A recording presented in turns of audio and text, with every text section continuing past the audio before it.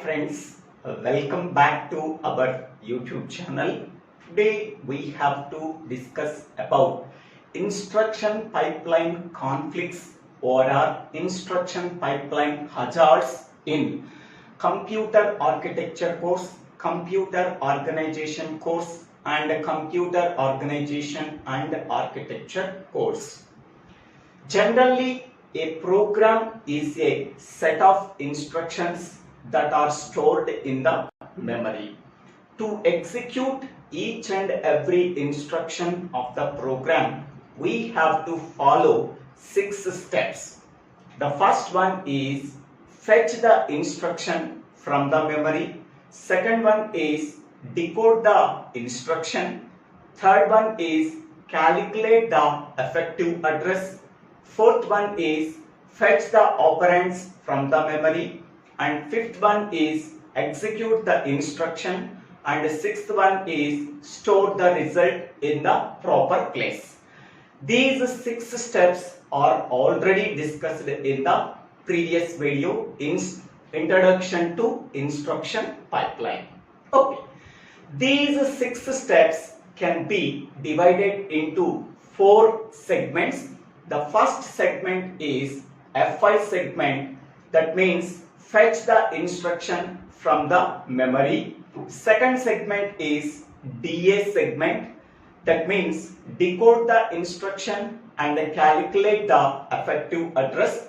Third segment is FO segment, fetch the operands from the memory. And fourth segment is EX segment, that means execute the instruction and store the result in the proper place. Whenever we are using these 4 segments to execute an instruction that are stored in the memory, that is called as instruction pipeline. By using that instruction pipeline, we have to use these 4 segments to execute each and every instruction of the program that is stored in the memory. When we are executing the instruction using instruction pipeline, there may be chances to get some conflicts or hazards occurred in the instruction pipeline. That conflicts or hazards causes the instruction pipeline to deviate from its normal operation. So there are mainly 3 conflicts that are occurred in the instruction pipeline. First one is resource conflicts. Second one is data dependency conflicts. Third one is branch difficulties. So these are the 3 types of conflicts that may be occurred in the instruction pipeline during the execution of an instruction that is stored in the memory. First one is a resource conflict. A resource conflict can be occurred when more than one instruction in the pipeline requires to access the same resource in the same clock cycle. At that time, a resource conflict occurs. Generally, a resource may be a ALU, a resource may be a register, a resource may be a CPU or a processor. How a resource conflicts occurred in the instruction pipeline, that can be explained with this example. Okay, suppose I am taking 4 instructions. These 4 instructions are executed in 7 clock cycles by using 4 segment instruction pipeline.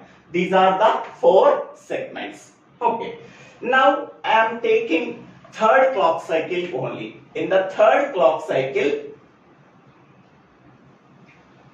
instruction 1 is in FO segment, instruction 3 is in FI segment. Here, what is FI segment? FI segment is nothing but fetch the instruction from the memory. Okay, so instruction 3 is fetched from the memory. At the same time, instruction 1 is in F4 segment. F4 segment means fetch the operands from the memory. Okay, both instructions requires to access the memory. Okay, so instruction 3 for reading the instruction from the memory, instruction 1 reading the operands from the memory. Okay, so both instructions require to access the memory at the same time. At that time, a resource conflict may be occurred. Okay, F4 means fetch the operands from the memory. So instruction 1 required to access the memory for fetching the operands. At the same time, instruction 3 is used for reading the instruction from the memory. Both instructions are required to access the same resource that is called as memory. At that time, which instruction we have to process? So a conflict can be occurred. That conflict can be called as a resource conflict. Okay, how this resource conflict can be avoided? Okay, most of the computers can be solve that resource conflict by dividing the memory into two parts. One part is used for storing the instructions and another part is used for storing the operand data. Okay, so before dividing the memory, so both instructions and data are stored in the memory. After dividing the memory into two parts, so instruction part and data part. In the instruction part, we have to store the instructions. In the data part, we have to store the operand data. So, how by dividing this memory into two parts, how this resource conflict can be avoided? So, instruction 1 requires to access only the data part of the memory. From that part, we have to read the operand data. Instruction 3 can access the instructions part of the memory for reading the instructions from the memory.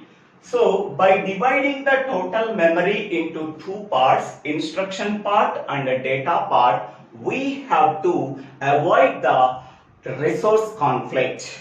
Okay, here instruction 1 and instruction 3 access the memory at the same time for fetching the operands for instruction 1, for fetching the instruction at instruction 3.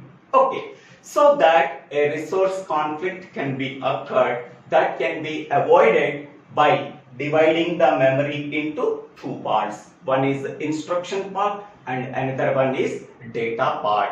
So instruction 1 can fetch the operand data from this part and instruction 3 fetch the instruction from this instruction part, so that a resource conflict can be avoided.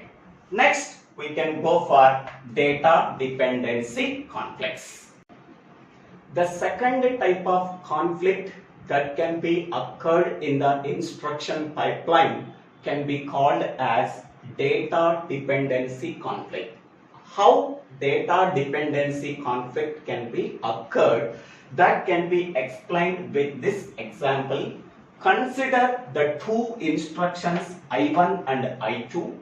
In the instruction I1, the content of register R1 can be added with the content of register R2 and the result can be transferred to R3 register. Next, in the I2 instruction, the content of register R3 can be added with the content of register R4 and the result is transferred to register R5. In the I2 instruction, one of the operand is R3. That R3 is nothing but a result of the I1 instruction. Okay, once we are getting this result from I1 instruction, that result can be used in the I2 instruction as one of the operand. So once I1 instruction is successfully completed its execution, then we have to start I2 instruction. That means I2 instruction cannot start its execution until the I1 instruction execution completes. Okay, so that I2 instruction depends on I1 instruction. I2 instruction must wait until the result coming from the I1 instruction available. So this type of conflict is called as data dependency conflict. The simplest and easiest way to avoid data conflict is stalling the pipeline. When we are stalling the pipeline does not perform anything. That means the pipeline does not perform any operation. So that is called as stalling the pipeline.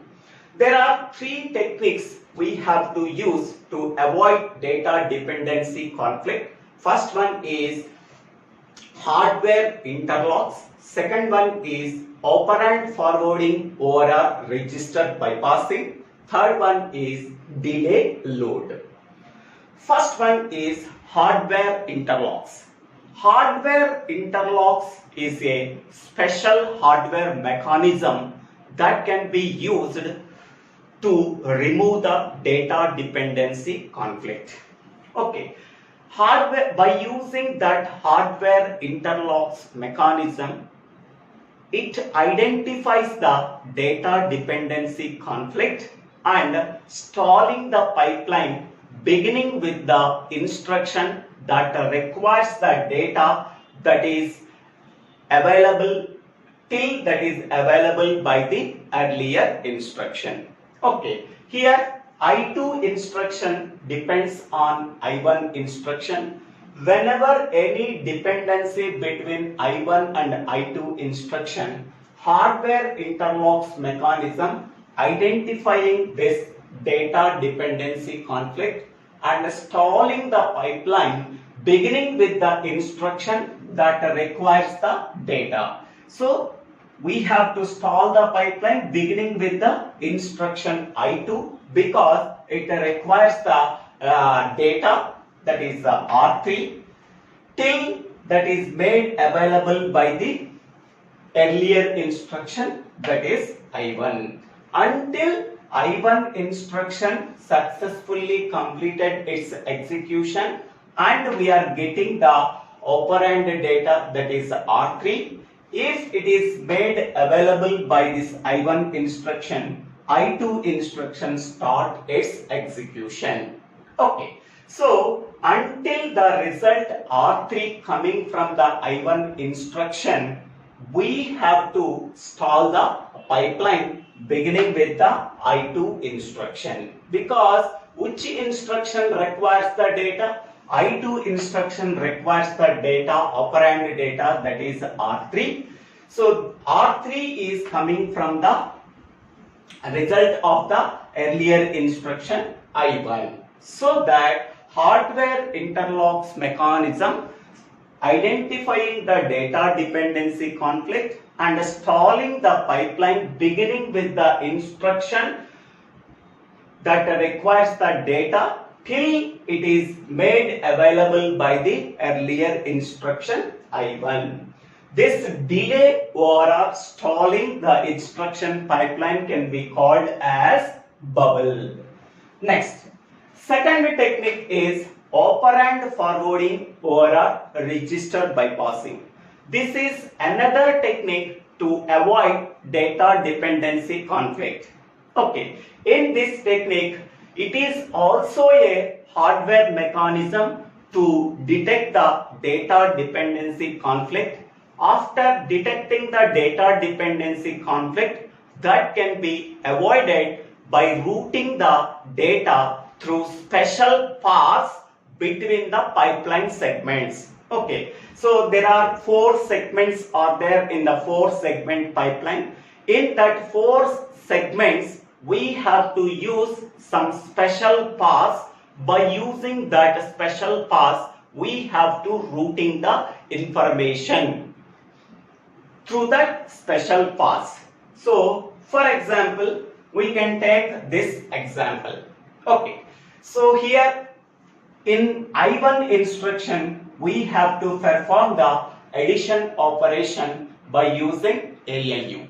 Okay, so in the I1 instruction, we have to perform the addition operation between the content of register R1 and content of register R2. That result is transferred to register R3.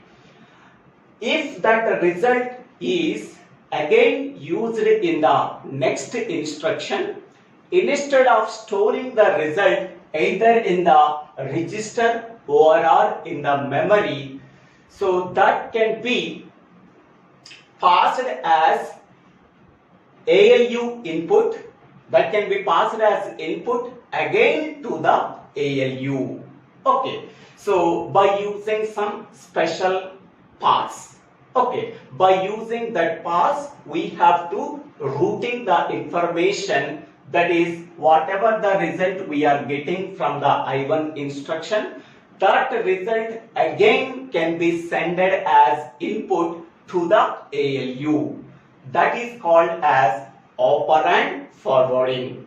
Okay, once again I am telling. So in the I1 instruction, we have to perform the addition operation between the content of register R1 and R2 by using ALU. Whatever the result we are getting, that result is transferred to the register R3 or memory. Instead of transferring the result into register R3 or memory, that result can be used in the next instruction. So instead of transferring into the register or memory, that can be sent as ALU input by using some special paths. By using that special paths, we have to routing the information such as the content of R1 and R2 that can be added. Whatever the result we are getting, that result again can be sent to the ALU as input by using some special hardware paths. That is called as operand forwarding. Okay, operand forwarding means after performing the operation between the operands, whatever the result we are getting, that result can be transferred to either memory or a register. Instead of transferring the result either to the memory or a register, that result can be forwarded to the ALU as input by using some special paths. Okay, that is called as operand forwarding or a register bypassing. Suppose here the result is stored in the register R3. Okay, instead of storing the result into register R3, again it can be forwarded as input to the ALU. That is called as operand forwarding or a register bypassing. Next we can go for the third technique called as delay load. The third technique we have to use for avoiding the data dependency conflict is called delay load.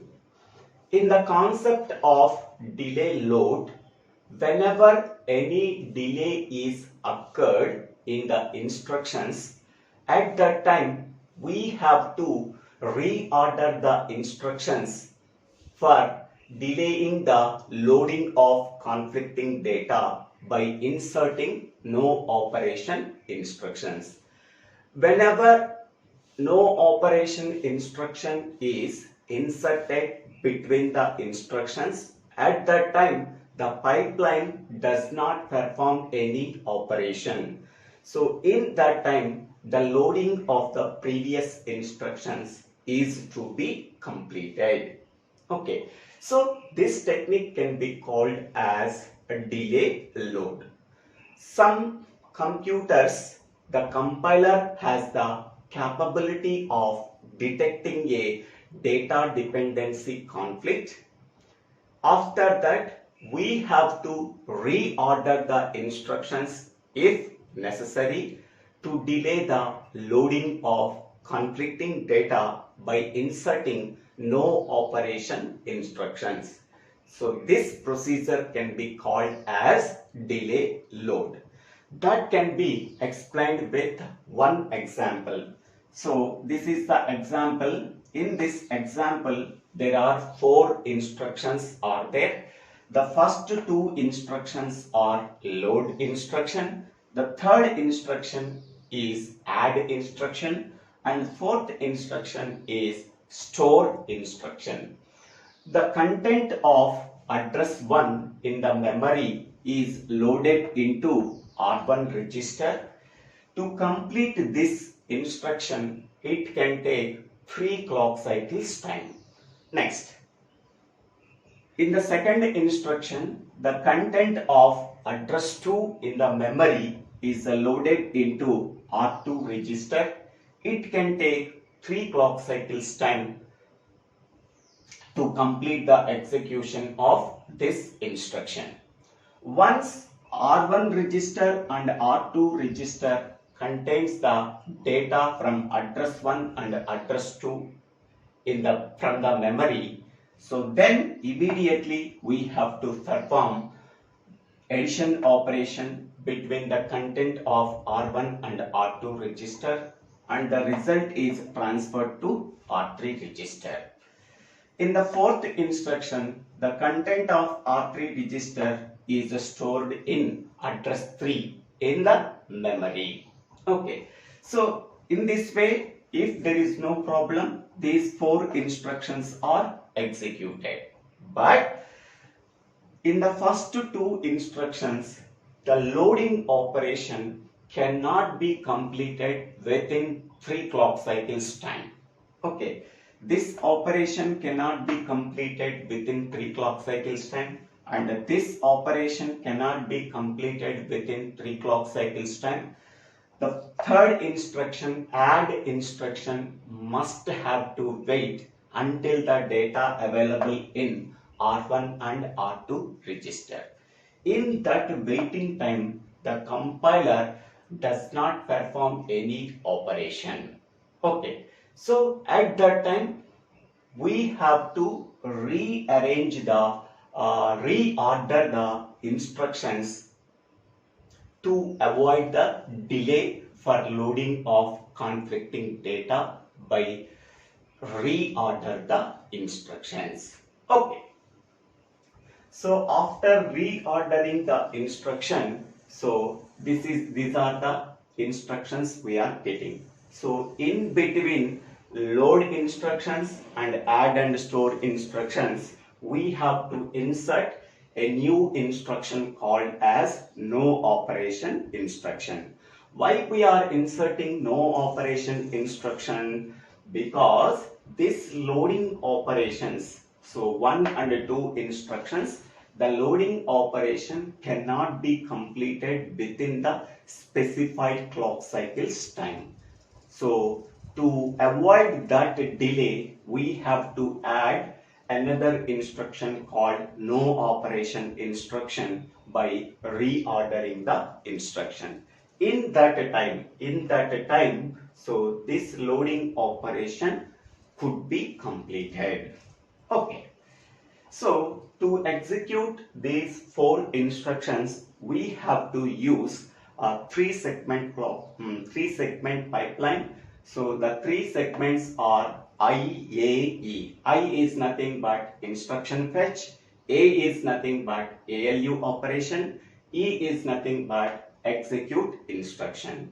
The horizontal axis represents the clock cycles from 1 to 7. The vertical axis represents the instructions of this program. Okay, so load R1 instruction completed within 3 clock cycles time.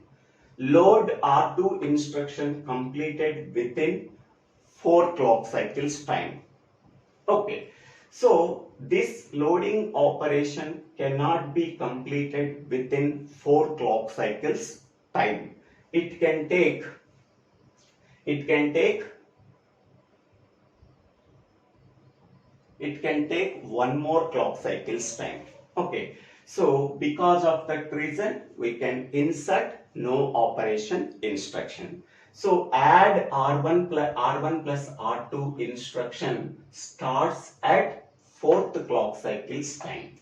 Add R1 plus R2 instruction starts at its execution at 4th clock cycles time and ends at 6th clock cycle time. And store R3 instruction starts its execution at 5th clock cycle time and completed its execution at 7th clock cycle time.